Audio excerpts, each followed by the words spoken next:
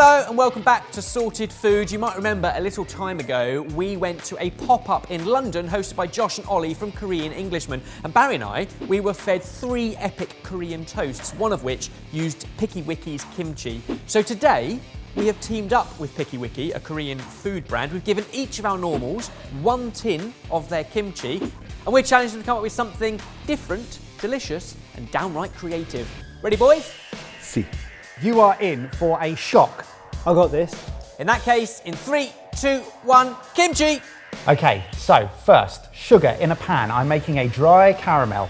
I am going to chop up a pineapple. So far, this is already not what I would expect of kimchi. Think the deliciousness of fermented kimchi. Think the sweetness of caramel and pineapple wrapped in wonton skins, crispy, baked. We've got some delicious coconut yogurt, some lime, those sorts of flavours that all go together, using influences from Asia, from France, tarte tatin, maybe? It is downright creative. It's a little bit out of the box, for sure.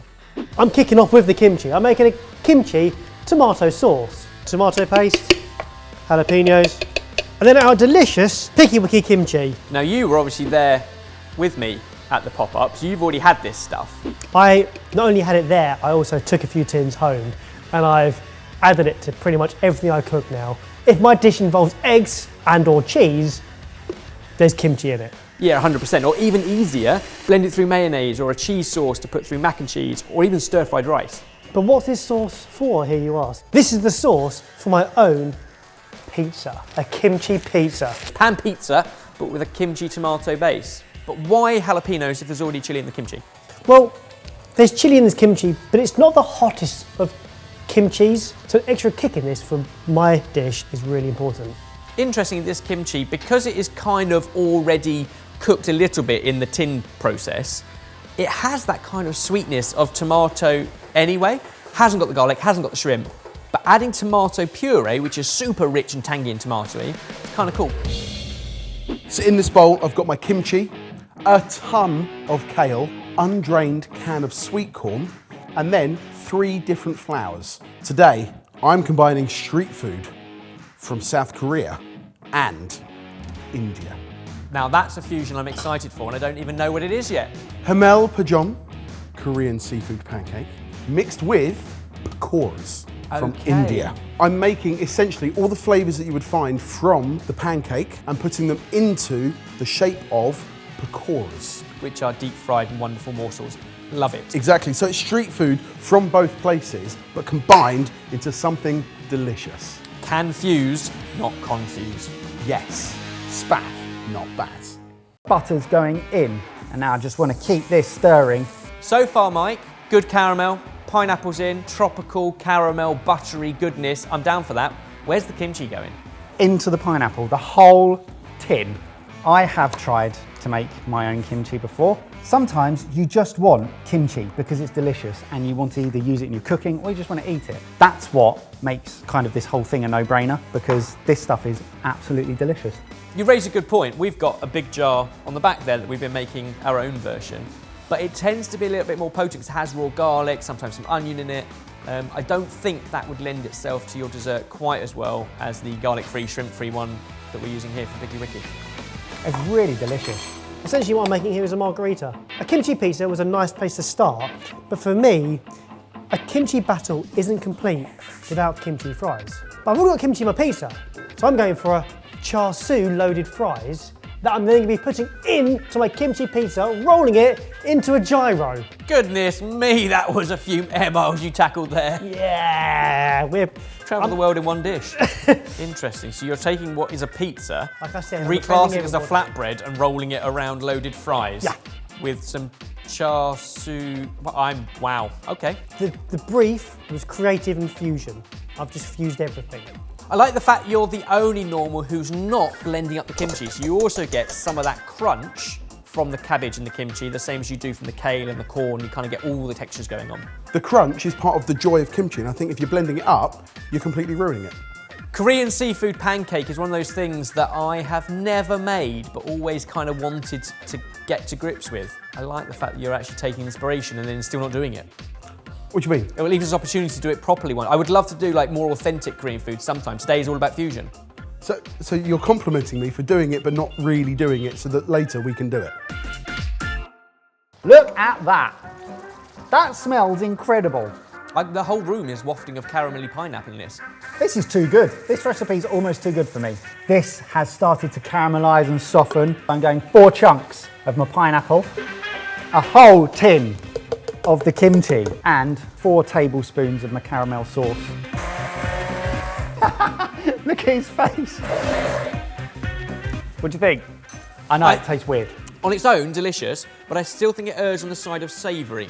Wow. I think once you've added it to the rest of the pineapple and with your sweet wonton skins, it might bring it back. But even that sauce alone would be phenomenal just with some grilled fish. Now you've put it in with the pineapple and the rest of the caramel and your sweet sesame wonton skins, that's where it could get interesting. I think you've taken the definition of fusion to the extreme. You have fused so many things here. So you've got the fermented spice of gochujang, the sweetness of plum sauce, the garlic, the sesame. And of course the tang of vinegar makes the loaded fries really well-rounded with that bacon. Stick it in a kimchi pizza with some cheese, it is complete.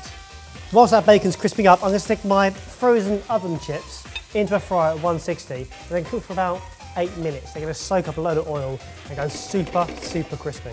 Now, Ebbers, let's talk seafood. Mussels, cooked. We're not going to put the shells in, but we are going to put the mussel meat in. So you want some of the crunch from the kimchi, but not the crunch from the shells. Not from the mussel shells. Got it. Squid and prawns. So one of you's going fishy, one of you's going meaty, and one of you's going sweet. Nice. Right, Ebbers, the thing is, this is very, very simple. It's just about combining everything into the batter and then frying the pakoras off. I want something that's nice and sticky and kind of blobby. Blobby. Yeah, I think you'd find that kind of word in a recipe. I need a blobby batter. So lots of raw ingredients, but all of your flavouring and seasoning there is coming from that 1 portion tin of kimchi and some soy sauce. Basically, that's the flavour bomb. So, I've melted some butter in the microwave. I'm going to add some icing sugar for the sweetness and sesame seeds. Give that a mix up. The warm butter will dissolve the icing sugar. What is amazing about this dish is that you hear caramel and you think sweet, sweet, sweet. And when you eat this, you get sweetness, but you also get savoury, and it just plays with your brain. And you go, what is that? I've never tasted anything like that. And then I hope that at the end of that journey you go, and it was delicious. Oh, yes. Can never have enough garlic. In goes my garlic. There's a lot of garlic. What I would say is the garlic is semi-overpowering. Ah, Cantonese style meets Korean. You've got kind of Italian pizza going on. confused? Yep. But actually salivating standing here. Right, I think my batter is squelchy and blobby enough. These are going to go into a fryer, 2 to 3 minutes. Get nice, crispy, golden brown, but not too brown because there's no egg yolk in there. Batch 1. First batch done. They're all nice and crispy. They're just about holding together. You can see every element. This is great. We're going to get on with batch 2 and then come back and make some sauces. Multitasking. Woo! You're gonna have to move quick, Jay. Taking my wonton skins, mix that through the buttery sesame-ish mixture. So here we go. I am going to place a wonton skin into a muffin tray and then cover it with another one. But a double bag. different angle. Your jeopardy is going to come in the final few seconds is whether they actually come out of these muffin tins. Thanks, Ben. Oh, yes! Heavily dressed lettuce. Basically, they're now ruined. Ruined? Well, you know what I mean? Like, as fries as you know them. He's not selling this very well, is Yeah, he? as fries as you know them. What you're not looking for here is a fluffy potato middle. No, I don't want fluffy, I want pure crunch the whole way through. So far, what I'm hearing is this is dirty and ruined. Yep. I don't think you're selling it. Let's talk sauces. Gochujang, curry leaf, mayo, and a Cheats barbecue sauce. I'm loving the fusion as it continues in the same kind of vein. Go 3 in. It's a wonderful colour off that now. There you go. Crispy bottom. Nice. Also quite stiff and hard to roll. Yeah, I did wonder that. You've got all your component parts. Yes, yes, yes, yes. Sticky glaze. Oh, char siu. Batch 2. I like that you've got wonderful irregularity Some of them more kale, some of them more corn. They've all got seafood through them. Yummy. Punchy on the garlic, Very. curry leaves, and some sesame seeds. We're going to bag them up so that they don't touch in the oven. Right, there we go. Ebbers, they're not looking bad, are they? They are not looking bad at all. So now these will go into the oven, 180 degrees for 8 to 10 minutes. I'll keep an eye on them. Top your pizza with some salad. I feel like a single fusion of a kimchi pizza would have been great. A single fusion of kind of like Cantonese char siu loaded fries with kimchi would have been great. The fact you're now fusing two fused things together into a new fusion is balmy. Lift your pizza up. Keep the chips in. Tuck it round. Tuck and roll, tuck and roll, tuck and roll. In a bowl goes our curry leaves, our sesame seeds, our garlic. Big, bold flavours. Would you expect anything else from me? No. Let's get mayonnaise into the mayonnaise. I think your recipe has the most ingredients going on, but in theory, it's one of the simplest. You're just mixing two sauces and making one batter and frying it off. You love to downplay what we're doing, don't you? You love to downplay You've it. literally stirred some things in a bowl and dropped it into oil. Says the chef standing on the side with his hands in his pockets. Yes. Right. Literally stood here salivating, waiting to try all these. Well, maybe I won't give it to you. I've actually got quite a lot of pineapple left, so I'm gonna riff it. I quite like that approach to adapting. The recipe calls for one pineapple. Not all pineapples are the same size. If you've got a particularly big one and some left over, chop it through what's left. And in the meantime, I'm gonna zest some lime and squeeze some lime juice into some coconut yogurt to offset all of this tang. Cheats barbecue sauce, ketchup, allspice, soy sauce, sesame seeds, spaffed. And what have you got? A slightly Japanese style barbecue sauce, kind of thing you might find on an okonomiyaki. Careful spread rather than an aggressive splodge. Last 60 seconds. All right, come on then, get them on a plate. Nice. Gonna have to throw them on a plate. Last 35 seconds. Going, Ebbers, they're going, they're going, they're going. Fortunately, I literally am throwing them on a plate. It's looking good, less is more. Last few seconds. Cut it in half. I don't know, what? I don't know. 8 seconds. Cut it in half. 3, 2, 1, stop! Oh, sesame splash.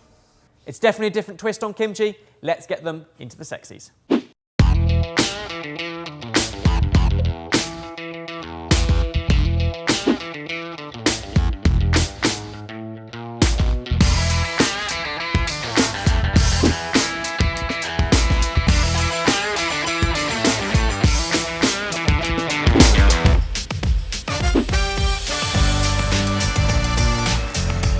OMG, we've gone all over the world to fuse 3 dishes together, and it's lucky sizes and everything, because we're generally on a downward slope down to dessert. Another backhanded compliment, I can't tell you. Straight off, a feast that everyone can just dig into. It is very much street food, finger food. Let's have a taste.